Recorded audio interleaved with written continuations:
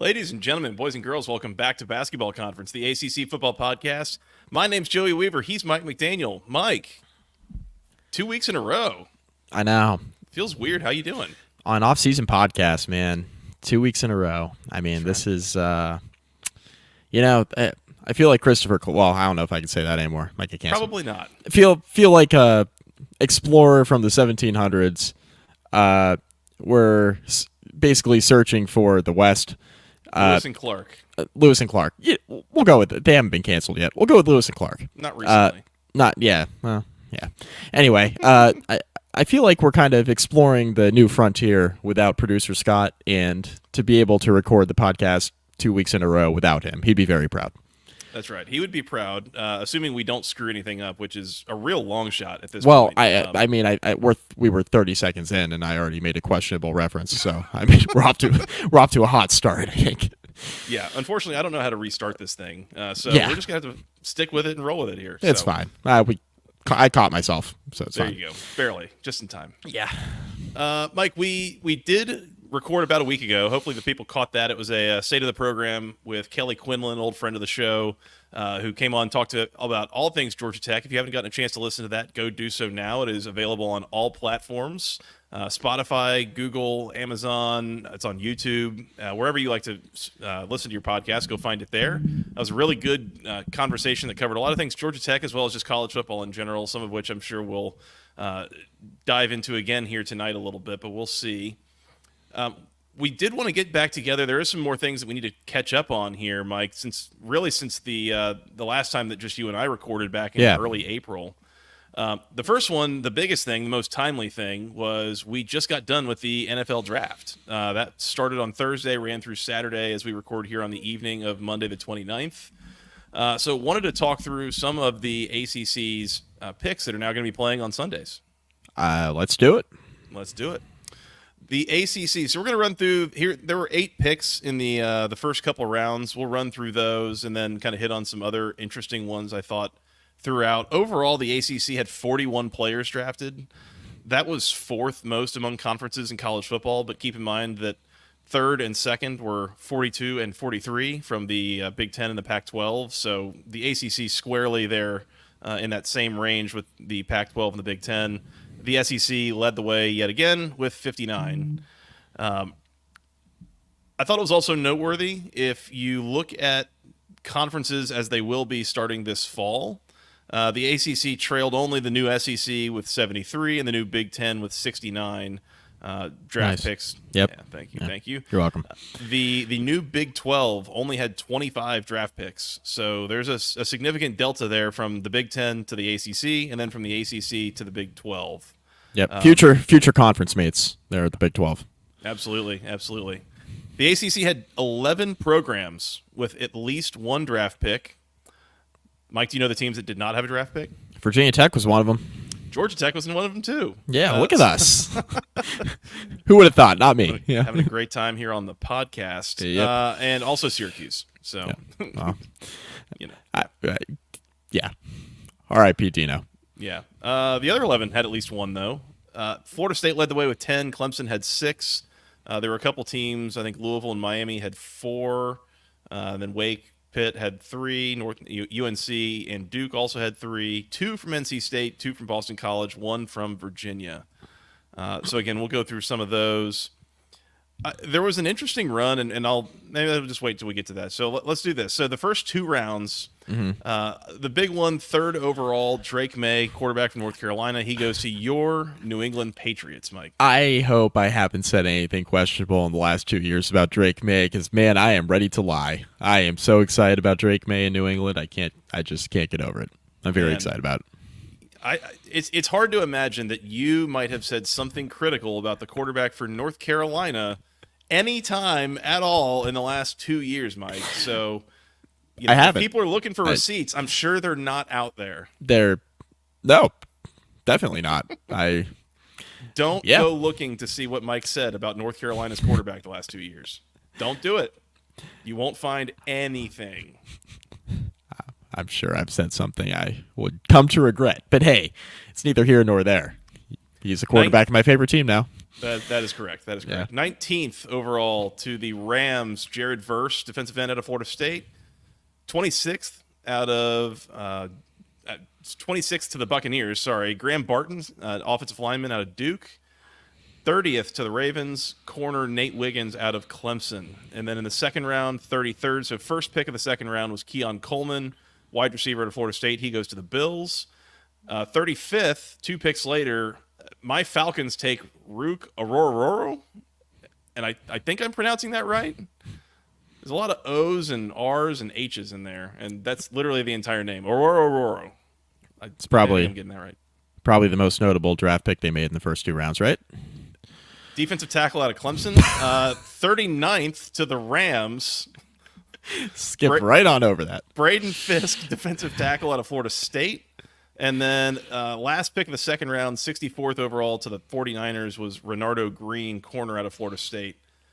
So certain personalities on the internet were really having a good time pointing out how many draft picks Florida State and Clemson had as compared to the rest of the conference. Well, of course, in the first 2 rounds, that was 4 for Florida State and 2 for Clemson. So credit to those teams. Yeah, that's cool. Won't run through each and every one of the rest of these picks, but was going to note some of these. So 2 picks later, 66th overall to the Cardinals. Trey Benson, running back out of Florida State. Noteworthy to me because at 66th overall, he was the number 2 running back off the board. There was only Jonathan Brooks out of Texas was the only running back taken before Trey Benson was. Thought that was noteworthy. Mike, there were 2 teams in the conference that tied for combined offensive linemen and defensive linemen drafted. Who had the most combined O-line and D-line players drafted here? There's 2 teams tied. I'm going to go with Pitt and Duke. You're halfway correct, and you're correct on the way that I did not think you would be. It was Clemson and Duke. Okay. But that was really kind of the thing for me was seeing that Duke had 2 offensive linemen and a defensive lineman drafted. I thought it was kind of interesting. Like, a school like Duke who has struggled through the years to, fully build up, and especially I think where you would really see those struggles most frequently would probably be on line play, but 3 linemen, 3 guys in the trenches drafted from Duke. I thought that was pretty impressive. Mike Elko effect. That's right. Moving on, 98th, late in the 3rd round to the Steelers. First of all, perfect fit. Second of all, not totally sure how he fell this far down. Peyton Wilson, linebacker out of NC State. Only because he's like 24 or whatever. That's the only reason why. I guess. That's just an organization that, you get a linebacker that knows what they're doing. It's just just fine. I gets to play for Mike Tomlin. Yeah, that'll be fine. Yep. 106 in the 4th round, Cedric Gray, linebacker out of North Carolina. He goes to the Titans. A few picks later, Tez Walker, his teammate, wide receiver, goes to the Ravens. Felt a little early potentially on Tez Walker. We'll see how that goes. 124 overall, Malik Mustafa, safety out of Wake Forest. He was one of a couple players that they had drafted.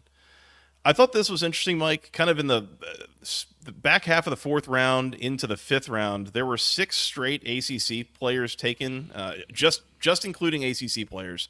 Yep. There were 6 in a row taken that alternated between Clemson and Louisville. So you had Will Shipley to the Eagles, then Isaac Guerrero to the 49ers, then Xavier Thomas to the Cardinals, Jarvis Brownlee to the Titans, Jeremiah Trotter Jr. to the Eagles, and then Jamari Thrash to the Browns. Jeremiah Trotter to the Eagles. Just some symmetry there. Yeah. I'm guessing you know what that name's going to look like on that jersey. Wouldn't be the first time, but that's been worn.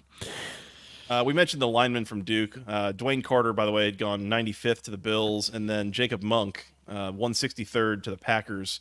It was a little weird seeing 2 centers from Duke being drafted, but I guess it was, I think Monk is the true center, and Graham Barton played tackle for Duke, but expected to be a center in the league, whatever that means.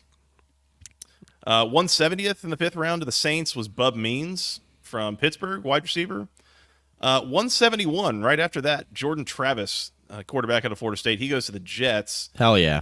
Now, I found this interesting, and this was lost on me as we did this over the weekend. So Jordan Travis was the 8th quarterback picked in the draft. We realized that there were 6 quarterbacks taken in the 1st round. Yeah. And then nobody takes a quarterback in the second round, the third round, or the fourth round. And then in the fifth round, we get I think it was Spencer Rattler right before Jordan Travis being taken. Yeah. I think it was like 100 and ooh, I don't want to be quoted wrong. It was something like 148 picks or something like that. I have to go back and see exactly where Rattler was taken. Probably about right. That's good podcasting. But it broke a record for the longest time between quarterbacks being drafted in an NFL draft. So that made NFL history. We had the most quarterbacks ever taken in a first round, and then we had the longest gap between quarterbacks being picked. So we somehow managed to accomplish that on Thursday, Friday, and Saturday this year. So great. Well, Excellent. everyone who needed a quarterback got one in the first round. Someone else got a quarterback too, but we don't have to talk about that. Rhymes with Hennix. I didn't think that's how you pronounced it, but anyways. Okay, well. Anyways, fine. That's not the funniest joke we can make here. That's right. 184 overall to the Dolphins was Malik Washington, receiver out of Virginia. Joey, it was 138 picks to clear the deck there. So that's pretty good. Sorry, with the Rattler to Bo Nix to Rattler, I needed to make sure I had that accurate. 138 picks between the two of them. So anyway, continue. It's a hell of a lot. Yeah, sorry. 184 and 185. Malik Washington, receiver out of Virginia to the Dolphins, and then Johnny Wilson, receiver out of Florida State to the Eagles shortly after that. Down at the 205 overall, Jawar Jordan goes to the Houston Texans. 229 in the seventh round, MJ Devonshire out of Pittsburgh. He goes to the Raiders. And then finally, 242 in the seventh round, James Williams, safety out of Miami, goes to the Titans. And I found that interesting just because I felt like Williams was a little bit of an all-everything prospect and a guy that had a lot of expectation around him. And to see him fall all the way down to 242, tail end of the seventh round, was a little bit surprising to me. I don't know if you felt the same way. Yeah. I mean, he seems like a prototypical NFL safety. He's like 6'4", 225-ish, and hits the hell out of people. But athletic as hell. And really athletic, yeah. But reasons. Yeah, I'm sure. 24 NFL teams took at least one ACC player. I am not going to ask you to name the 8 who did not take one, but it was the Giants, Commanders, Bears, Panthers, Seahawks, and then the Chiefs, Broncos, and Chargers. So I'm going with the AFC West sucks if they are not taking any ACC players. The Chiefs, Broncos, and Chargers all avoiding the ACC. Meanwhile, the Cardinals, 49ers, Rams, and Eagles each took 4 ACC players. So we for the record, we hate the AFC West and we like the NFC West, thanks to the Cardinals, 49ers, and Rams welcoming the ACC into their region now. One other question. How many Pac-12 players did the NFC South take? And who was one of the top names on the board there? You know? Pac-12, NFC South. Can't think of one. Okay. All right.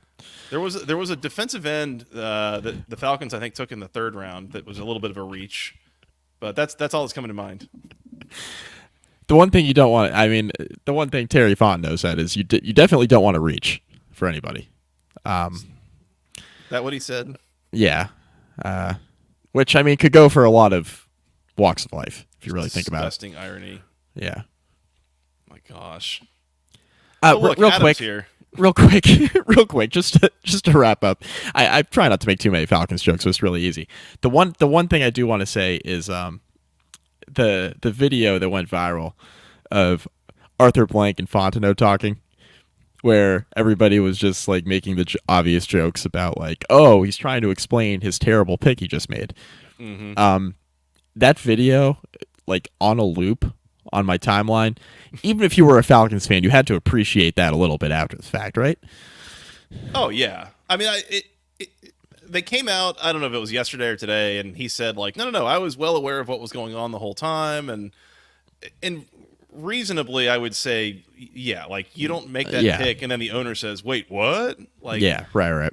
He knew what was going on, but having seen that video a couple of times, what we thought it looked like is exactly what it looked like. Like it looked like Arthur walked up to Terry Fontenot and was like, what the hell was that? And there's a little bit of an explain yourself situation going on. And why did I just spend 180 million, 100 million guaranteed on Kirk Cousins if we were going to take a quarterback in the top 10 picks, top 15 picks, you name it? Like, why are we taking a first round quarterback? And I think that's the same question. That's a fair question of somebody who is 81 years old and a billionaire. It's a reasonable question for somebody who's not 81 years old and a billionaire to ask that owns a team. So good, because I am neither of those things. Okay, well, you're in the. I'll tell you what, we wouldn't be doing this podcast right now if you were a billionaire. I'll tell you that. That's probably true. Yeah. This is hopefully how I become a billionaire, is doing this podcast, actually. But Adam says in the comments here that between he and I, one of us here was okay with the pick, and that's true. And I just want to be very clear. My issue with the Falcons making that pick has basically nothing to do with Michael Penix. Maybe a little bit, like 4 season-ending injuries in college and already being like 24 years old before you start sitting out. There's reason for questions there, but I would be okay if you had taken Michael Penix or if you had signed Kirk Cousins. Not doing both. Not both. That's doing right. both makes no sense. That's my issue. You got to pick one, not both. The way I tried to explain it to people, and I know this is like not ACC content, so we can move on after this, but either way, in my opinion, the opportunity cost is the $100 million guaranteed to Kirk Cousins, right? Because you're either paying Kirk Cousins the $100 million and then not putting either more playmakers around him on offense or adding offensive linemen, but more importantly, like adding pass rushers on defense. So you're either taking the $100 million and like taking your high picks and not adding to the team around the $100 million player, or you're playing Michael Penix earlier than you say, and the $100 million that went to Cousins could have went to improving the rest of the roster. Either way, it's a $100 million decision. So either way, it's $100 million that you could have spent another way. So that's the issue. And it goes back to what you were saying about one or the other, not both. And I am with you. I like Michael Penix. I loved watching him in college. I understand the concerns about his accuracy over the middle of the field. I understand the issues with his age, which I don't particularly care about that much, but it's really important in this conversation because of, obviously where he went, playing behind a guy in Cousins who's going to be playing for under contract for 4 years. But yeah, it's one or the other, not both. But anyway, back to ACC stuff. Last thing that I'll say on this, by the way, is that the other argument that got thrown around was like, oh, it's look what the Packers did. They drafted Aaron Rodgers before they got rid of Brett Favre, and they got Jordan Love before they got rid of Aaron Rodgers. And it's, to be clear, I didn't look up the Rodgers over Favre transition. I know that wasn't very smooth, by the way. Number one. Number two, drafting Jordan Love, first of all, was not a top 10 pick. That was back into the first round. Mm-hmm. Second, and most importantly, they're coming off an NFC title game appearance. Like, that team was already in good shape and cooking. The Falcons haven't made the playoffs in 7 years. Yeah. You don't have the luxury of drafting, nice to have things at a time when you still can't make the playoffs, even in the crappy NFC South. So yeah, the straddling of two timelines, like you make a win now decision at quarterback, but then you don't draft like a win now team, and then or do you want to do this like win later? Then why did you spend all that money on Cousins? Just makes no sense. It makes no sense. Well, and drafting to win later in the NFL is a different discussion that, I also kind of disagree with that strategy. But we don't have to get into that right now. Yeah, we're NFL draft podcast. I'll say anything else on the draft here, Mike, while we before we move on. Long live Drake May, baby. Don't go looking. No receipts to be found. Oh, the one thing I do want to say, Bud Elliott pointed this out, and it's one of the few things he tweeted this weekend I actually agreed with. So I want to get that out there now. The Jared Verse story is incredible. Like, started his career at Albany, like he put on some weight, like put on some muscle, was really, really productive there. Transfers to Florida State, basically goes from a no-name player at different level of football in the FCS, becomes a good player at the FCS level, transfers, becomes an all-conference player in the FBS, a dominant player on the interior defensive line, and gets himself drafted in the first round. It is an incredible story. So, very, very cool. That's going to be a story to watch in the NFL, just kind of seeing how his career began. It's going to be one of the cooler ones to watch, I think. Yeah, no, for sure. I still find it hilarious how he was basically found by accident. They were scouting someone else. Yep. Yeah, and it was like, wait, who's this guy for Albany? Yeah, very, very cool. Yep. Let's move on, Mike. There was some legislation that came out in the last couple of weeks, and I'm going to let you speak to it because we'll say it hits pretty close to home for you in a very literal sense. But yeah, it's something that I think is worth talking about. It's somewhat specific to the ACC, but really I think it belongs in a bigger discussion with college football. Yeah, so Virginia Governor Glenn Youngkin essentially signed a bill into law allowing schools, universities to essentially directly offer NIL deals to student athletes. That's like the long and short of it. There's a lot of like specificities in it, but just like layman's terms, like that's what's going on. So instead of going to the Hokie Collective, they can just go straight to Virginia Tech and get an NIL deal that way. Right. Which, I mean, I think, let's all be adults here. Like we all know how it was working before. I've told this story on this podcast before, but like Virginia Tech had their national signing day. Like they had a whole thing going on the website where, you could see the coaching staff talk to the new signees of the recruiting class, and Virginia Tech's biggest NIL collective, they were the ones like hosting the show. So like, let's be adults about this. Obviously the NIL collectives work very hand in hand with the university. That's not unique to Virginia Tech. That's across the board.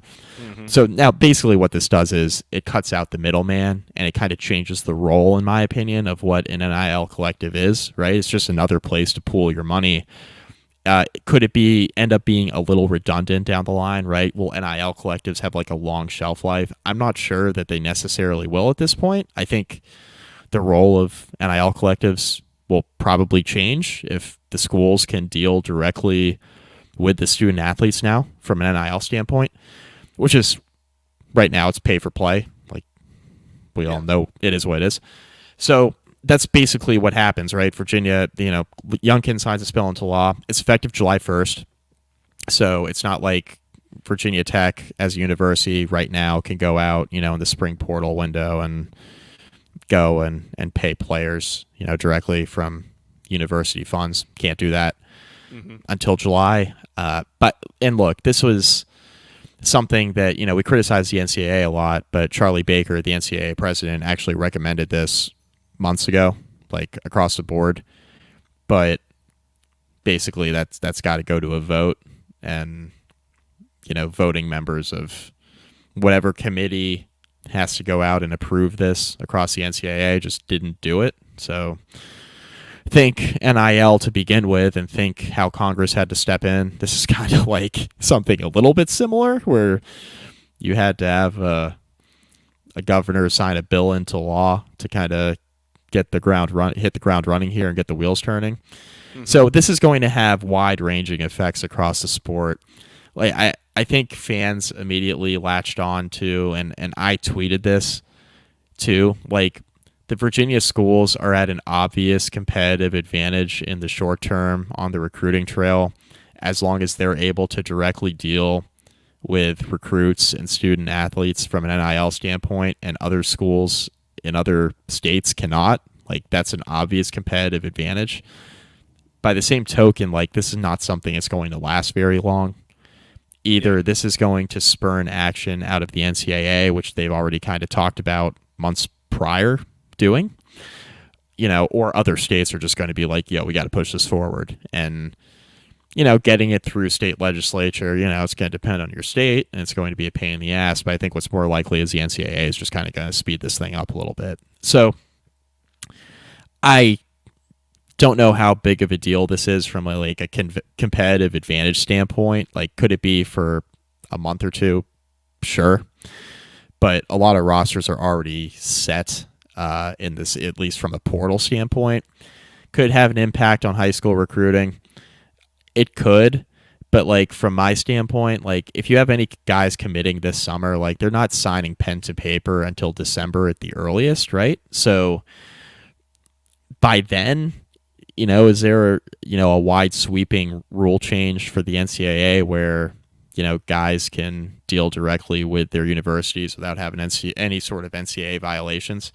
That could be in place by then. That's not unreasonable to think 8 or 9 months down the line. The NCAA just acts quickly enough to get that done, right? Mm-hmm. So the competitive advantage thing, I think, is like eye of the beholder. But I think this has wide sweeping effects across the sport, and obviously in college basketball, it'll have an impact. All the sports, but football drives the ship, as we know. It's another example of the NCAA just not doing anything. And instead of taking control and doing something, they do nothing, and they just let individual states do their own thing, and that just turns into, I think, a somewhat chaotic atmosphere of what's allowed and where and when. Like I remember, this is the thing a year or two ago was in different states, and I think this is still the case, and kind of variance from state to state of like, are high schoolers allowed to get NIL deals? Right. Like I think California and maybe like Florida they are, but others you weren't. And so it was like depending on which state you were recruiting in, like there were different things you were allowed to give to a high school senior or just have to promise them once they get on campus. Like that was a whole mess. I agree. I mean, this is not going to last for long because this kind of legislation is the kind of thing that will basically force the NCAA's hand to make a decision and make some sort of ruling and do that basically to make sure the rules are as consistent from school to school and state to state as possible. Mm-hmm. The thing that I thought about, though, that I wonder a little bit about, the competitive advantage and really like what is it worth is there is an aspect of this. So, okay, Virginia Tech and Virginia and, Richmond and Liberty and whoever all the Madison, other, James Madison, Old Dominion, everyone else in the state, they're going to be able to start giving out NIL deals themselves. There's an important difference between that and what we've been doing right now with all the collective stuff. And I honestly wonder a little bit how much will schools actually do this versus continue leaning on collectives. Mm-hmm. And the reason I say that is because working through collectives, everything is basically treated as a third-party situation. When the schools are the ones starting to do this, I wonder if that gives the NCAA, jurisdiction to start auditing and checking phone records and all the stuff about you can't promise anything to a player up front, and how much are we paying players, and like all this information that right now you can't touch it with a 10-foot pole because it's all a third party situation. When NCAA member schools now become the ones doing all of this, I think it changes the game a little bit in terms of how much anonymity is able to be a part of the process. So I don't know if that's something that you'd seen, thought about, considered, but I do wonder if that would put a damper on what this really truly means starting July 1st. No, I mean, I think that's fair. It speaks a little bit to what I was talking about at the outset, which is like, what is going to be the role of the collective moving forward? Like, what's that going to look like? Mm-hmm. I don't really think a lot of people know, right? Like, it's always been easier, and just think back to like pre-NIL when they were like under the table payments. It's always easier when it's coming from outside of the university. Mm-hmm. Always easier that way. When everything liability, baby. That's it. You said the thing about the third party. Like when everything's kind of treated like, oh, a third party did this, a third party did that. Oh, the university can step away and be like, yeah, I didn't. Like, we had nothing to do with this. Mm-hmm. The plausible deniability piece. I don't know how much this changes from the standpoint of like logistics. Like I mentioned cutting the middleman out, where it's like, the school doesn't now need to tell the NIL collective, who now needs to tell the parents of the player or the agent, whatever. Now it's just like the school can negotiate directly with the player and the agent. Okay, so you cut out the middleman, so to speak. But like, to your point, wouldn't it just kind of be easier to still go through the collectives just to kind of as like a CYA, like cover your ass type measure to a degree. Now, the other thing too is it's the Wild West. I mean, we had Nick Saban during the NFL draft talking about how Alabama was trying to persuade a Toledo cornerback to get into the portal, and he just never entered, and they were trying their best to add him to the roster, and he was talking about the portal window and just like openly discussing how Alabama was tampering. And a guy who never entered the portal. A guy who never entered the portal. It's like, well, we really wanted him. He was one of our top targets, and he just would. I think his exact words were, he just wouldn't get into the portal. Not he wouldn't enter. He wouldn't get into it, which means like they were trying to persuade him, and he just would not enter. Like he would not jump in on his own. How do you think they were trying to persuade him? It's like the McDonald's. Was it Tennessee? The McDonald's bags. The good old days. Yeah, I mean, look, you'd never see that out of a Josh Heupel run Tennessee program, would you? So it's silly. It's we've gotten to the point where like this is the kind of stuff that we've been talking about for years, and now we're just pretending that everything's okay because NIL's allowed.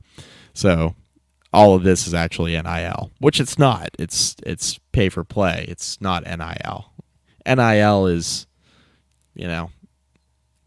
going to your local dealership and being able to advertise on a commercial about a car sale or something like that, and you recognize that particular you recognize Jordan Travis, or you recognize Drake May, or because they've played a prominent role in your university's football program. That's a lot different from, hey, we'll pay you $2 million to come here, we'll pay you $850,000 to leave your G5 school and enter the portal. Mm-hmm. Like this is gutting the middle of the sport right now, and it impacts more than just a group of five. It impacts the middle of some of these non-Power 2 conferences. The Virginias of the world, the BCs of the world, that sort of thing. So anyway, it's just food for thought. It's annoying. The whole thing's annoying. Is there anyone in your life that you can think of that knows like nothing about college football?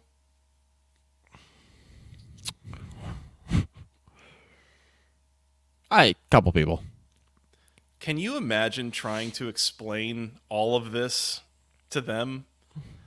Like, you realize how absurd like this whole system and concept has become, right? Like, it's such a farce, and it is so out of control and unstructured, and it's, I don't know. I think of it, and I know that like you kind of can get the same thing if you have like no idea about anything with like European soccer, like people trying to explain it to you. Yeah. And college football was already enough as it was, with all the rivalries and the traditions and the weird, all the stuff that's happened over the years. But like adding this layer on top of it, I feel like people would just be looking at you like you had three heads. Like what? Like what are you talking about? Yeah, yeah, and the people I'm thinking of, like, they think that like NFL, like professional football, is like the be all and end all, which is a really sad. That's like a really sad existence to have. That's neither here nor there. But the most they pay attention to college football is during the draft, and it's just like, you try to explain it to them, and they, they think of college football in terms of like the college football playoff because it's the only thing they watch, which is unfortunate because that was the beginning of the professionalization of the sport. And then the second part is like they hear about this NIL stuff and paying the players, and I don't want to speak for them, but I know a lot of people I've talked to about this. They're like, well, this is just professionalizing college athletics, which is exactly what it is. Mm-hmm. And this is the start of it. And once you kind of put the train on that track, there's no coming back from it. There's only refining it and just kind of accepting it for what it is. So when you hear about, players becoming employees, you hear about, the lawsuit of Notre Dame student athletes claiming they were actually employees of the school. And, you're seeing, UAB coming out today and kind of taking the first step to, pouring gasoline on the fire and, saying, hey, look, we're employees. Like, this isn't just like we're employees of the school. Like, we're bringing in millions of dollars for the university. Like, we used to be student athletes. Now we're employees. You owe us a certain wage. that's just kind of it is what it is. That's what it's going to be moving forward. So NIL as we know it with like the Wild West, I think that this is going to kind of just be, I don't want to call it a blip on the radar because I think it is like it's going to be significant when we look back on this like 25, 30 years from now. I think this is going to be a significant moment in like the history of college football. Mm-hmm. But I do think this is going to be something that is going to look a lot different even like a year or two from now than it does right now in terms of paying players and what NIL's become. It's a sport that has changed through its entire history. Like, it's never stayed the same. Rules have changed. Scholarship limits, integration, conferences, TV contracts, like things change constantly in this sport, so it's never been the same. But it definitely feels like it's never changed this quickly. Yeah. You know, you look at what this sport was 10 years ago versus what it is now, and I think it's fair to say it's a little bit unrecognizable. Like, it's drastically different in so many different ways. Yeah, I mean, it's totally different. Like, the entire conference is now gone, and now we have two conferences dominating the sport. There's really no sense of geography in terms of the conferences anymore, and that's just scratching the surface. Yep. Yeah, I mean, all those things about, hey, come here and play for $250,000. That, as we've said numerous times, that is not NIL. You know what is NIL, Mike? Haynes King and Drew Burress jerseys at section103.com, the internet's premier place for all things wonderful Georgia Tech apparel. Speaking of professionalization of college athletics, baby. Trying to be a billionaire off this podcast, Mike. I told you that. That's right. Steven's going to have to pony up, isn't he? They've got T-shirts, sweatshirts, hoodies, something for men, women, children, babies, something for the whole family. Go check it out. As I mentioned, NIL jerseys. Again, Haynes King, Drew Burress. I think there's a couple of Dante Smith ones still hanging around there. They've got some stickers. I love mine. I'm wearing this beautiful white Ramblin' Wreck shirt right now. It is gorgeous. They've still got some shirts if you're still following the tail end of baseball season. We'll see if the Jackets can make the NCAA tournament. Seems like maybe a little bit of a long shot, but we'll see. They've been turning around things here the last few weeks, so go check them out. Section103.com. Use promo code GOACC for 10% off your first order. Once again, I love mine. You will love yours. It's also hot. It's getting hotter as the summer months approach. They've got some great performance wear, help keep you cool. Again, you're going to sporting events, or you're just trying to show your fandom around town.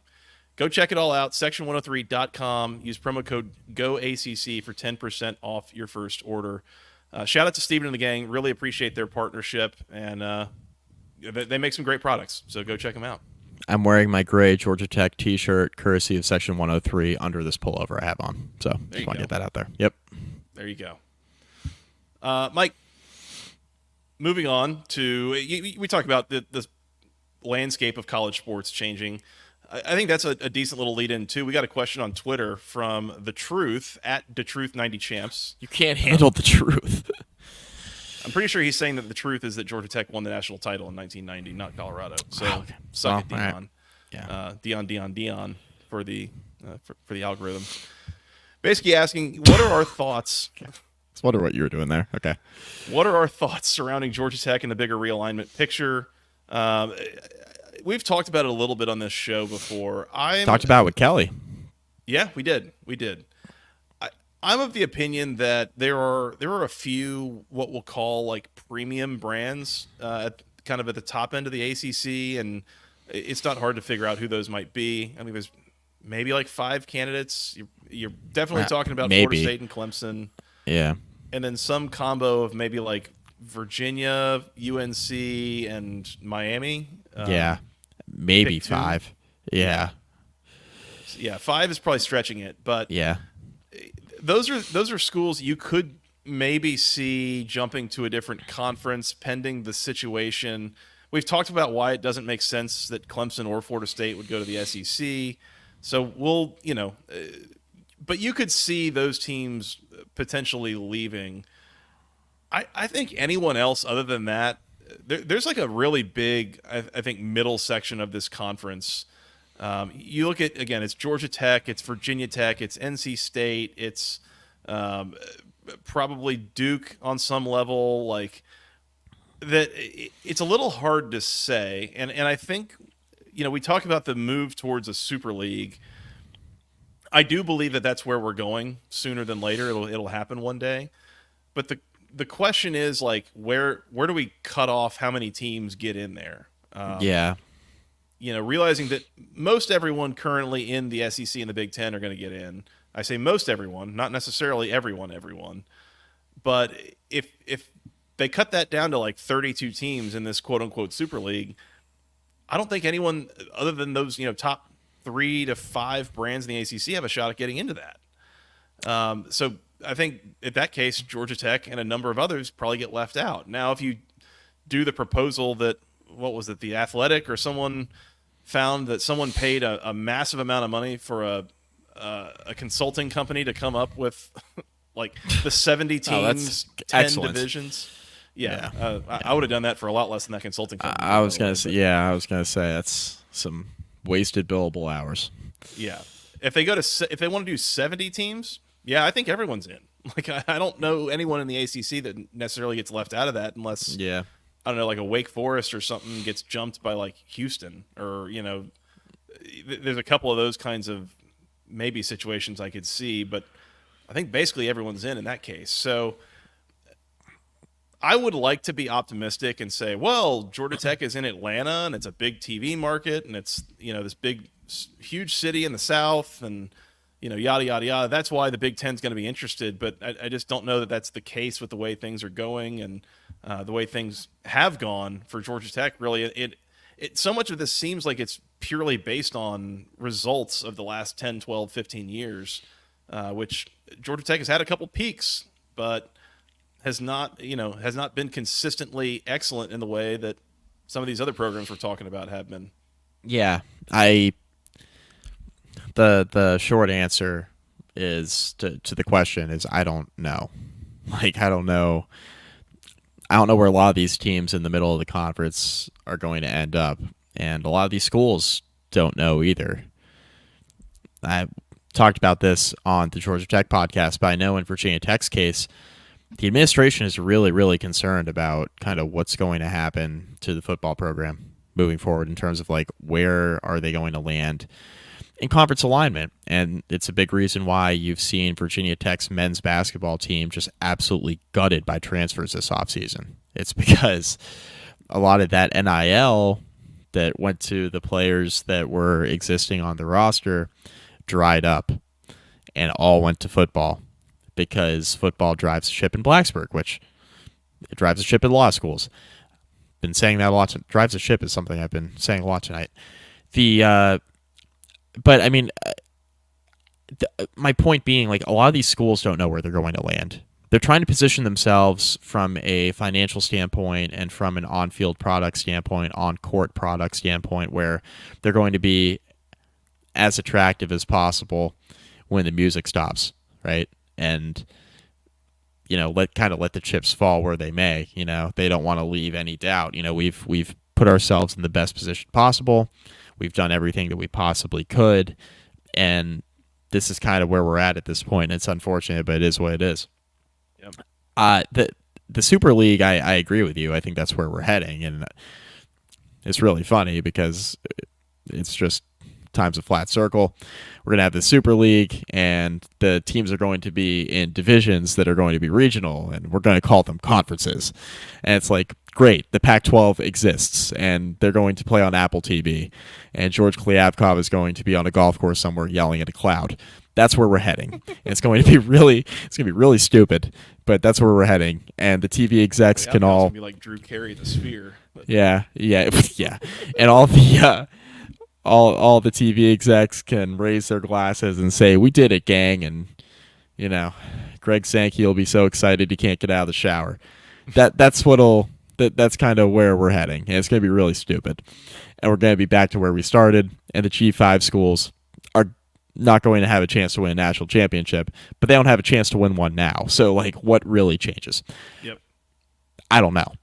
But this is all for TV. This is all really stupid. I think there's going to be a TV bubble from a revenue standpoint, which you and I have discussed on this podcast before as well. We've touched on this, where at some point, like even the TV broadcast, like the TV networks, at some point, all the money they're doling out to these conferences to like have the broadcast rights for their games, there's going to be a point in time where how much bang for our buck are we actually getting? Like, at what point is the price too high? Or what point are we paying too much money to watch Washington play against Purdue in the third week of September? Like, at some point, enough is going to be enough. And from the TV exec standpoint, they're like, well, look at we've increased the quality of our TV inventory, right? Now we're seeing like, USC is now going to be playing Ohio State, and they're going to be playing in October now, and that's going to be great for college football, and a lot of people are going to watch it. Agree. A lot of people are going to watch it. How many people are going to be watching Indiana against UCLA, which is like a Sun Bowl matchup? Who's going to be watching? Like, nobody's going to watch that. Yeah. Like, the fans of the respective schools, will watch it, and that's it. There's going to be a point in time where there's going to be a ceiling, and the execs are going to say, we're not paying that anymore. And then the TV contracts are going to look a lot different. And I get that this is years down the line now because they've signed these long-term agreements. It's why the ACC is in a precarious spot with their TV contract, because it was a bad time to sign a long-term agreement. It looked fine at the time. It's really uncompetitive now. But that's something I also keep coming back to. It's like there's going to be a point in time with the TV contracts, and we're going to do the Super League where we're dividing teams up regionally, and we're just going to be back to where we started. And we blew up the sport for what reasons? And, okay, the group of five, they're going to be playing for their own national titles. It's silly. Like, it's not a national championship then. Mm-hmm. It's just real dumb, right? Okay, so that's going to be like the group of five is going to be playing. This is like the new FCS, They're like the lower level of major college football, and this is the higher level now. And for most like casual viewers of the sport, nothing is going to look much different. Like we talked about, like the people out there who really don't know a ton about college football, and they're maybe just big on the NFL. Like, they're going to tune into the playoff, and they show up for the playoff, and that's it. They're going to now watch a game in October. They're going to be out at a bar on a Saturday or whatever, and a big SEC game's going to be on, and they're going to look. Oklahoma is going to be playing Florida in the Swamp, and they're going to be like, oh, that's interesting. That seems like two good teams, and this is a fun game. Nothing's why going. Is Texas playing Vanderbilt? Right. They're going to be kind of scratching their head a little bit. Like, oh, that's interesting. Like, have they played Vanderbilt before? Mm-hmm. So, I don't know. How this ties back to Georgia Tech, I have no idea. I think the ACC should just try to figure something out with the Big 12. I think that would be in the ACC's best interest. And just we already added Stanford, Cal, and SMU. Let's just rip the Band-Aid off and see what's going on with the Big 12. Like, see what Oklahoma State's up to. See if Kansas wants to play. I mean, the basketball product would be pretty good.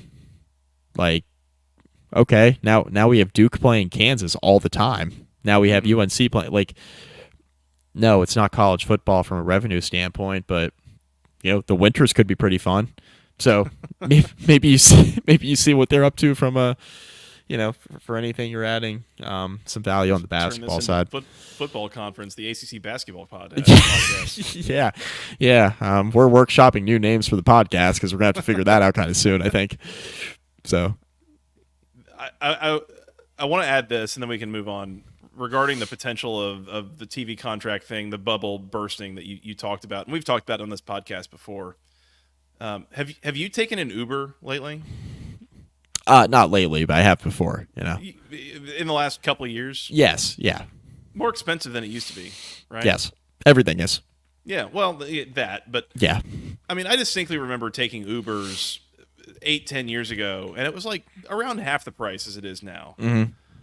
Have you tracked that? Do you understand kind of what I'm getting at here a little bit at all, or where I'm going to tie this in?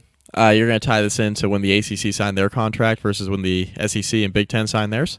Well, a little bit, but more so like some of this TV contract stuff seems like it's following this venture capital like timeline where it's like basically what I'm saying is that like you go look into some of the financials of Uber or Lyft or even Uber Eats or whatever, and there are these massive companies that make all this revenue and lose a ton of money. Because the whole goal is not to make money. The goal is to get users. And then once you get users, then you jack up prices and then, then you can start measuring profitability or whatever. And I'm not smart enough to fully understand it. And it sure seems like a waste of a lot of money, but that's neither here nor there. Where this is relevant is I feel like this is a little bit of where we are with some of these streaming networks. And the TV numbers and kind of what this is all being based on is the money that ESPN and Fox and such are giving out for these TV contracts. A lot of it is kind of there on that front end of, well, we've got a new streaming platform and we need people to sign up for the streaming platform. And so we're going to put these games on there. We're going to put these movies on there, like all this stuff. But at some point you're losing money on this. They're trying to figure out, how do we keep people on here without forcing contracts, and how do we keep people from sharing logins, and like we're starting to get to a point a little bit where these companies are realizing that there's a bill coming due where you've got to actually like make a profit on these new platforms. Yeah. So I think it's a valid question of in 4 years when these other leagues have to renegotiate their contracts. There is a non-zero chance, I think, that something that the bubble could burst a little bit, and maybe the ACC is completely by accident sitting pretty in that new day of college football if the ACC still exists. I don't know. I mean, you and I are early 30s, around the same age. You're going to remember this well. When we were elementary, middle school aged, we got to see a handful of college football games every Saturday. It was whatever game was on in your region. Maybe there was a national TV night game, but a lot of times it was regional coverage. And Jefferson Pilot special was actually special. Well, yes, that's right. And I know this because I remember, I grew up a Notre Dame fan, and I live in Virginia, so did not get a lot of non-NBC Notre Dame broadcasts, right? The away games. And so anytime they were playing like Michigan State on a Saturday night at 8 p.m., I think college-age kids now, they're like, well, I mean, we can watch whatever game you want. Back then, you couldn't, right? Back then, it was like, I got to find this game on the radio, or there were no VPN feeds. Like this is predates all of that. Like, you couldn't find a regional game in another time zone, all that stuff. The reason why I bring that up is because I think we're kind of heading back in that direction. Like, you spoke to the streaming thing. We can watch whatever game we want whenever we want to. Unless, well, sometimes Hawaii plays on Facebook at 2 a.m. Don't ask Scott and I about that. That's peak degenerate gambling. R.I.P. Big Bob. R.I.P. R.I.P. We're downloading obscure streaming platform off of Facebook to watch Hawaii because we bet them to cover like 4.5 or something. Whatever. We'd been drinking. It's fine. Chasing all the losses from the day, right? That's it's SVP and Stanford Steve talk about that frequently. Ready to fire on a midnight game. But the point being, it's like we're able to watch whatever game we want now, right? But now, like, you're starting to see it. Like, Notre Dame is putting. I'll just continue with the Notre Dame example. They're starting to put like one like non-impactful game a year on Peacock. And these other streaming platforms are doing the same. And I just saw something today. Peacock's raising their prices, right? So it's going to be like, how about that? That's going to go up a couple bucks for the standard package. And then there's another, of course, because it's not enough to just pay for the streaming package. There's apparently like Peacock Plus or something like that. There's like a premium subscription to Peacock. That's another $3 or $4 a month now. Right. Yep. Point being, like, the NBA just struck a deal. This is like kind of related, but kind of not. They just struck a deal with Amazon. So Amazon Prime is now going to have some NBA games beginning, I think, next season or the year after. Like, pretty imminent. We know the NFL has a package with Amazon Prime for the Thursday night games. It's not going to be as easy to watch whatever game you want. And yes, you can pay the bill and still continue to watch it. That's not what I'm saying. People are going to stop paying for this stuff. This is the point you were trying to make. Like, or you made perfectly. I'm just expanding on it. People are just going to get sick of it. They're going to stop. Like, I am to this day, I consider myself a diehard Notre Dame fan. I still watch all of Notre Dame's games. I don't watch the Peacock game. I don't have Peacock. NBC shows I don't really watch. I've watched The Office forever. I have it all recorded on YouTube TV. I don't need a Peacock subscription. The NFL playoffs, I figured out a way to watch it for work. I was working. I figured that out. Right. Yeah, for work. But like, people are going to stop watching it, and like, the big experiment for the NFL with Peacock like didn't work out as well as they thought. People are just not going to buy it. They're just simply not going to watch some of these games anymore. And so I keep talking. I've been talking in circles for about 6 minutes now, but it's just kind of like, there comes a point where like, enough is going to be enough. And I don't know when that point is, but I think we're approaching it quicker than some people think we are, especially television executives who are kind of the ones driving all the change in the sport that nobody wants. So it's going to be interesting to see, like, when time comes, like, it's time to pay the piper, so to speak. Like, is that going to come through, or they're going to be able to turn a profit? And I just don't think they're going to be able to. And I think as soon as the ability to turn a profit stops, I think that's when we see kind of the bubble burst. And these TV contracts kind of come back to life. It's like, all right, well, we're not going to do this again. Mike, it breaks my heart hearing you talk about not being able to watch that Notre Dame game every year. Especially to date, it's been what, like Notre Dame Toledo? Or right, like, Central Michigan. The Notre Dame MAC Challenge. Yeah, when they're like 45-point favorites. I want you to sleep better tonight knowing that thankfully one day soon there will come a day when you can bundle Peacock, Hulu, Netflix, and Amazon, and just pay one low monthly price, perhaps with a 12-month contract, and you'll be able to do all that in just one place. I think we'll call it cable. Yeah, yeah. How's that sound? I knew that joke was coming. Yep, that's when you started down that path. I was like, we're gonna call this cable. Yeah. Seems reasonable. Yep, we're going to call that cable. We're going to call the regions in the Super League conferences, and we're going to be back to the early to mid-2000s. And, yeah. But anyways, that's where I think Georgia Tech stands in college football. Yeah, anyway, long and short of it is, I have no idea. We'll find out. We'll all find out together. But I'm not so cautiously pessimistic. We'll say that. Yeah, I try not to be optimistic or pessimistic just because I think this thing's going to take a life of its own. So, and we can all be mad about it, but we'll all still be tuned into the games. So, and by the way, if anybody out there actually knows what's going to happen, they're about to make a lot of money because it seems like nobody's got a freaking clue. And, just one of those things. Got beachfront property in Montana to sell you. That's right. Mike, that's all I've got that is actual ACC content.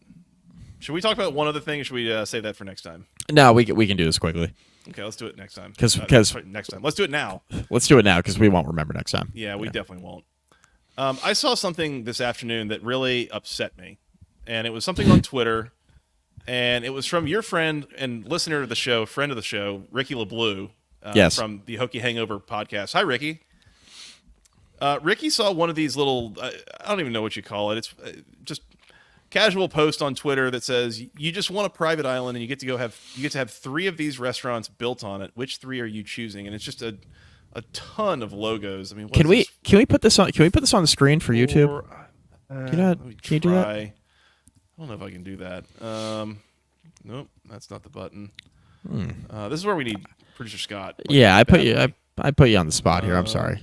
I don't think I can do this tonight, but go look on Twitter. We'll post this on our Twitter feed so that you kind of know what we're talking about.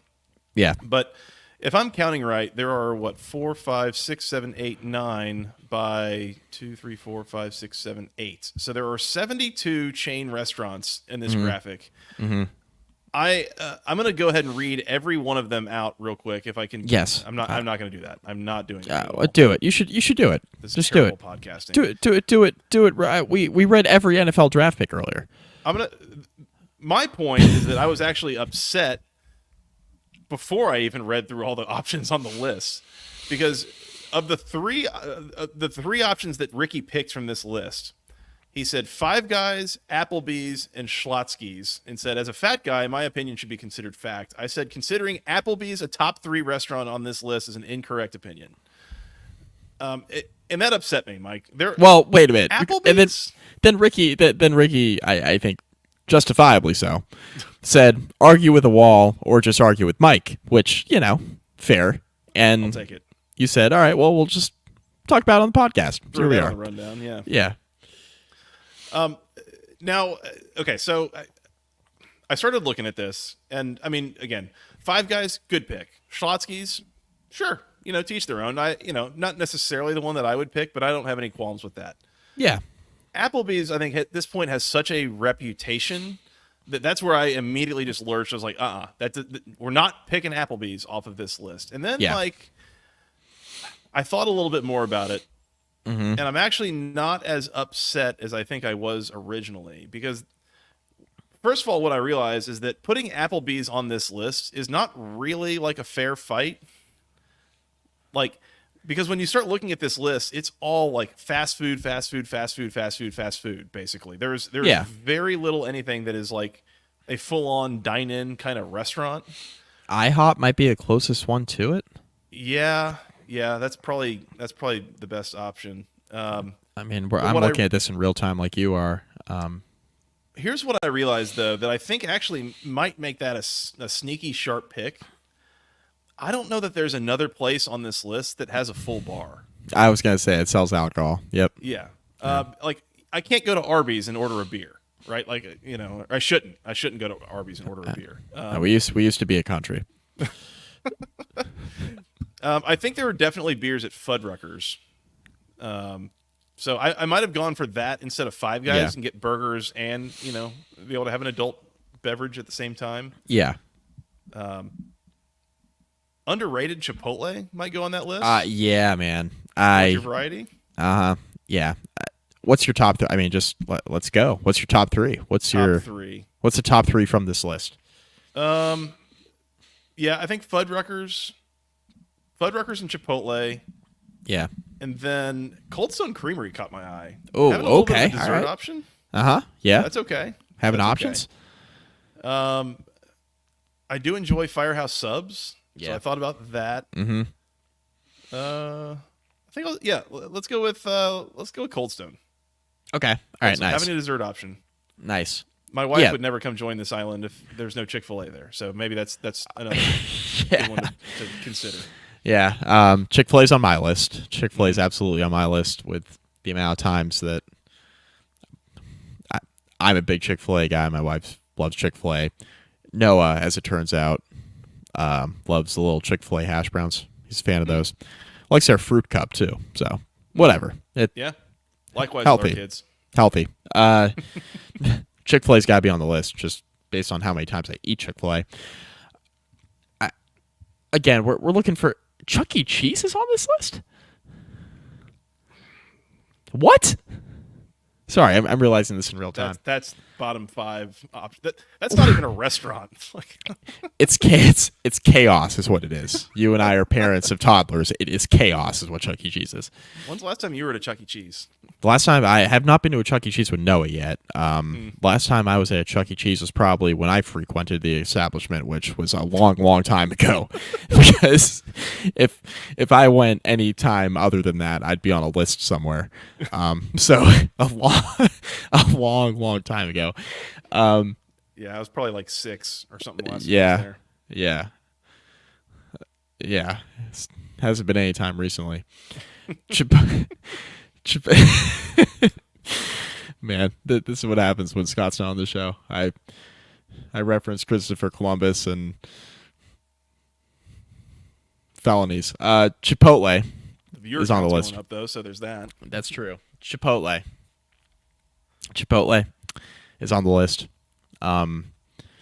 Again, variety, right? It's key to have variety. Now, what I don't have yet is a burger option, right? Five Guys sitting right there. Fuddruckers sitting right there. Golden Arches, right?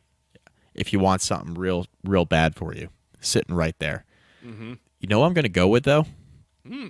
Because you mentioned a dessert option. I mentioned the lack of a burger option, but I want to have some variety with my third pick.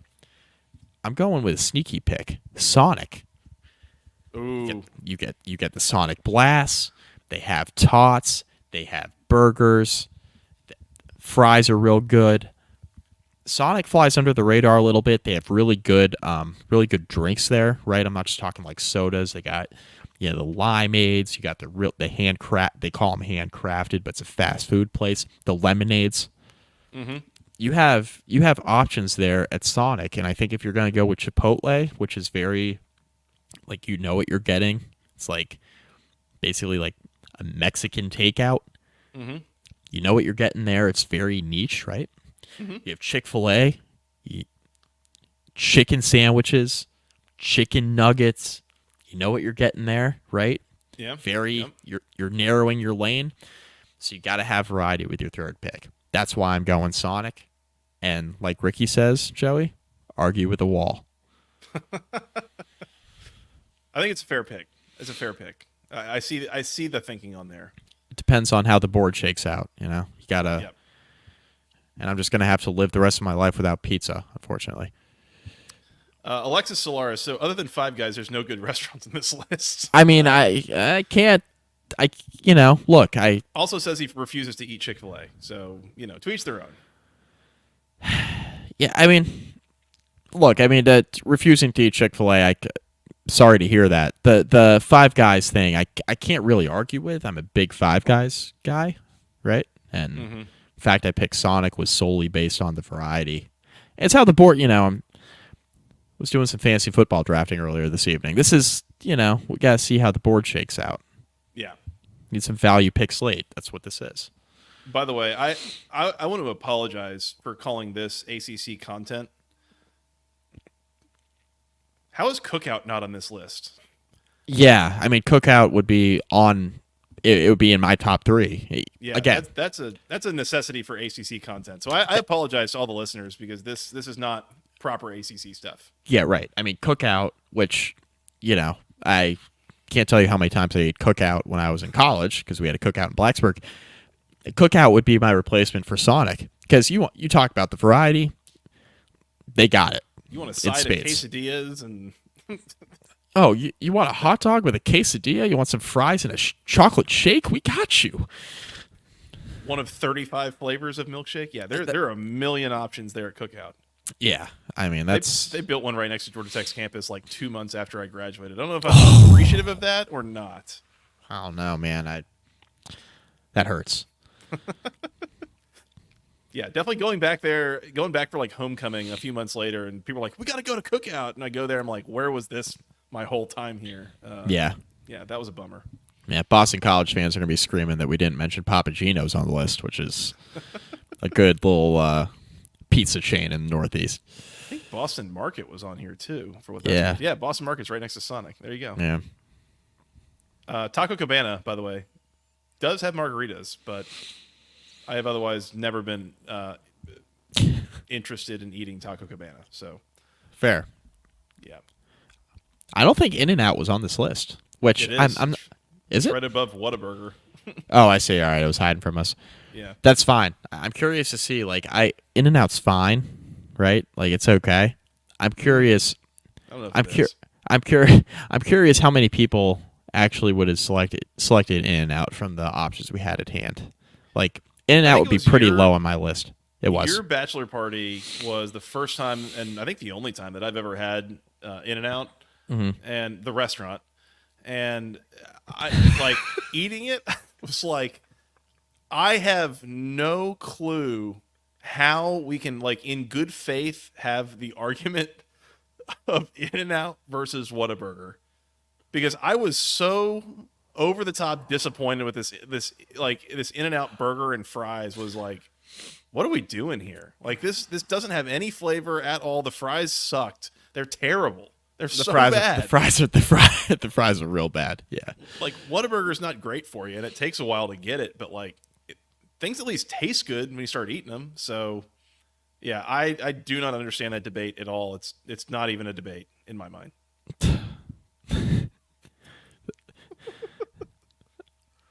Moving on. Agree. I can't. Oh man, We've almost producer talked about Scott. this more than the NFL draft, so I think we're doing great Good. for tonight, Mike. Yeah. Well, producer Scott isn't here to steer the ship, and it's unfortunate Tell us on a it's lot time of fronts. to get out. Yeah. Yeah. There you go. All right. We retweeted that from the official podcast account. So go find us at BC Podcast ACC on Twitter and take a look. Tell us, what are your top 3 restaurants, and what's the most ACC lineup out of these 72 fast food places that could possibly be on there. So, let us know. Let us know what your thoughts are. We would appreciate that. Mike, that's all I've got. Anything else? I'm good. I'm good. You're good. I'm Okay. good. Yeah, I'm good. All right, let's work on getting out of here. We're going to come back and continue providing content in the offseason in the next couple of weeks sometime. So come find us. We would appreciate that. Keep it tuned here. YouTube.com/@the-ACC Football Podcast is the best place to find us. You can come join us in the comments, as we have from Alexis Solaris, Adam Parker had some good participation tonight. So appreciate the folks coming in to join us tonight. So thank you on a Monday here on YouTube. And we got some kind of late notice too, because once again, producer Scott not involved. So we're not very good at this without him. Yep. Stay with us. In the meantime, come find us on Twitter at FTRSJoey, at Mike McDaniel SI, together at BC Podcast ACC. As I mentioned, that's where you can find the graphic of the 72 options you had for top 3 restaurants on your own desert island. We are on where I got lost here. We're on iTunes or Apple Music, Spotify, any good place you go find your podcast. Go find us there. Hit the subscribe button. We would appreciate that. Leave us a review if you got them. Appreciate those as well. You can send us an email. Questions, comments, concerns to the longest email address known to man, basketballconferencepodcast@gmail.com. Nailed it. Thank you. That was, again, we got a question from DeTruth90Champs on Twitter. That's fed a good discussion here that we had tonight. So, again, the offseason, a good time to get questions in and feed those discussions. So, appreciate those who do that. Mike, where else on the social medias? Facebook.com/basketball conference, rate, review, find some of our podcasts there. Instagram at BC Podcast ACC, sometimes for the gram, baby. YouTube, youtube.com/@the-ACC Football Podcast. A lot of people have subscribed already. Continue to do that as we enter, I think, year 3 on YouTube. So, yeah, let's keep it rolling. Please do. Mike, anything else before we get out of here? No, wide-ranging topics tonight. All very wide-ranging. ACC specific. Very. You want to come back and keep giving people content in the offseason? Yeah. Hopefully we got a few laughs at everybody this evening. Yeah. Hopefully you all enjoyed it. Let us know your thoughts. Give us your feedback. Yeah. Cancel us if you need to. There you go. It's fine. Mike, we'll talk soon. Yep. All right. For that guy, Mr. Mike McDaniel, I'm Joey Weaver. Thank you guys so much for listening. Thanks, everyone, for joining in the comments tonight. We appreciate the participation. We will talk to you again very, very soon. Until next time, go ACC.